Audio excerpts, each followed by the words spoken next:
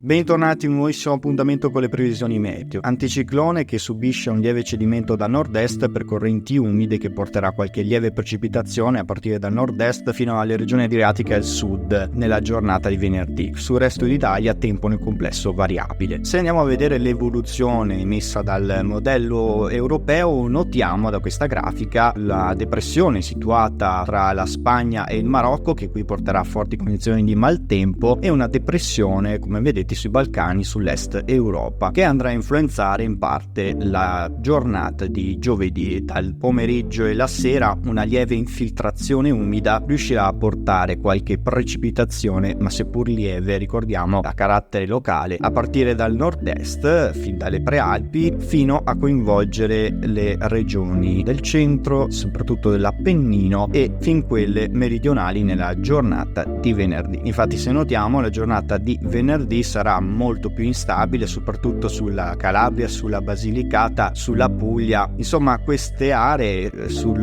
versante ionico e adriatico che risentiranno di qualche precipitazione anche a sfondo di rovescio. Questa è l'evoluzione prevista fino alla giornata di venerdì, ma notiamo già, come vedete, a partire dalla giornata di sabato l'arrivo di queste correnti più fredde di matrice artico-marittima. Attenzione, perché qui cambia tutto rispetto all'aggiornamento precedente che avevamo approfondito insieme. Purtroppo l'evoluzione cambia radicalmente, perché vi è una depressione situata sul centro Europa che favorisce in questo caso l'arrivo di un fronte temporalesco da nord-ovest e non più da nord. Quindi l'evoluzione cambia in modo drastico e di conseguenza l'instabilità si concentrerà solo ed esclusivamente sulle regioni settentrionali, probabilmente anche sull'Alta Toscana vedremo qualche precipitazione. Se andiamo a vedere infatti l'evoluzione, ecco il passaggio da nord-ovest di questo fronte temporalesco, ricordiamo, che agirà principalmente tra il tardo pomeriggio di sabato e la serata di sabato. Questo porterà forte maltempo a causa dei forti temporali, con grandine non esclusa proprio al nord-est, e quindi questa fase di maltempo si concentrerà principalmente proprio sulle regioni del nord-est. Ed ecco domenica, questa è la fase di domenica pomeriggio, un vortice che si situerà sull'Alto Adriatico molto probabilmente e concentrerà precipitazioni locali sulle regioni adriatiche nel pomeriggio di domenica e localmente anche sulla Toscana. Qui avremo dei locali rovesci nel pomeriggio, poi questo vortice si allontanerà e si situerà sui Balcani, una evoluzione altamente probabile, anche lo era in precedenza, che questo vortice si situasse sui Balcani da domenica sera in poi, quindi andasse allontanandosi direttamente verso l'est Europa. Questo comunque porterà un lieve calo termico, ricordiamo, e garantirà il ritorno di un clima più fresco e comunque con il ritorno anche di qualche nevicata. Lunedì avremo una pausa, ma ecco qui la situazione più interessante è lo spostamento di questo minimo che era situato sul Marocco. Vi ricordate questo minimo depressionario che era situato sul Marocco, che era qui stabile? Si pensava rimanesse in quelle zone a portare maltempo, e invece no, proprio perché a causa di una depressione situata sulla Gran Bretagna di matrice nord atlantica, questa depressione che risulta altamente probabile da gran parte dei modelli matematici, questa depressione riuscirà a collegare il minimo che era sul Marocco e si situerà poi lunedì sul Nord Africa, e collegandosi andrà a portare la risalita di correnti molto calde verso il sud e verso la Sicilia, e garantirà invece forte maltempo, venti di scirocco sul Mar Adriatico, e garantirà la risalita di questo vortice portando forte maltempo, nubifragi e quindi piovosità sopra la media. Torneranno precipitazioni molto abbondanti soprattutto sulle regioni tirreniche e quelle settentrionali. Prima di arrivare a vedere appunto la piovosità sopra media prevista, andiamo a vedere come come il passaggio della giornata di giovedì di questo fronte, seppur come notiamo molto debole, riuscirà poi ad agire nella nottata di venerdì sul basso Tirreno, portando dei temporali locali, e poi, come vedete, dal pomeriggio di venerdì portando qualche rovescio temporale al sud, e questi rovesci si allontaneranno poi verso la Grecia. E poi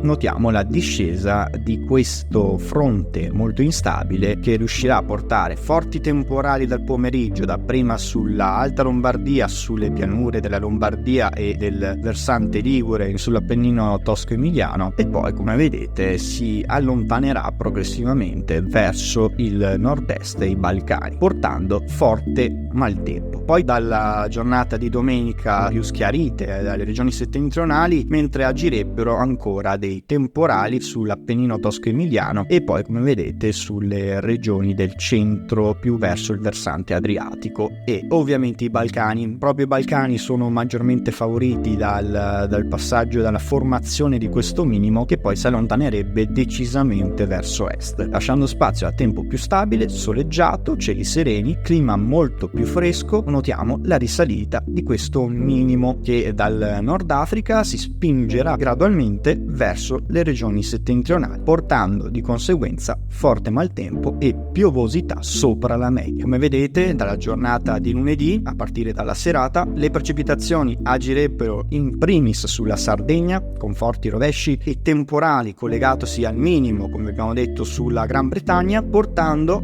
forte maltempo. La risalita di quest'area molto calda di matrice africana riuscirebbe a garantire forti rovesci temporali, nevicate sui monti attorno ai 1500 metri di quota, e il tempo risulterebbe decisamente instabile anche nelle giornate successive. Il rischio di alluvioni rimane alto, ma approfondiremo questa evoluzione, ancora vi ricordiamo incerta per la esatta traiettoria, nei prossimi approfondimenti.